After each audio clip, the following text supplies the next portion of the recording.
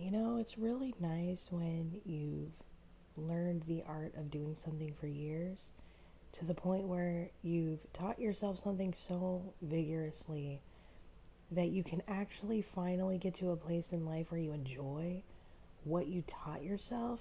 You've kind of learned some of the shit from other teachers to a point to understand concepts, but then you really took it, right, and taught yourself. And now, some of this doesn't apply to everything I'm learning because some of the things that I'm learning with art or yoga or any of the things that I do in person are things that I really value, and I tend to meet the right sort of instructors in person who it's really not bullshit. But I'm talking about life design, and I'm talking about all kinds of different things like mentally and things creatively that we want to learn that are not often completely talked about. Like something like calendar blocking has been a big one for me. And I've learned to integrate and find the right planner that's more like a design planner than a calendar with time slots. And I've gotten to the place, for instance, where, and yoga in person and art in person is just some of what I tend to spend my time on.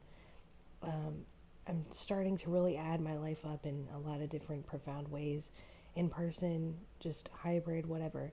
And because of all of that, what I realize is that having a planner is like a very mindful, creative, sort of pretty activity. And people talk about this in productivity about it being more mindful. And so you guys have really gravitated towards this concept of productivity lived in the background when I've talked about that here on this channel. And I'm getting into that. The shortcut stuff, I'm not pressuring into that because I feel like a lot of that has died down. I think some of you guys had been into it the way that I was and have shared that with me, and I appreciate it, but I also see where it's also sort of died down.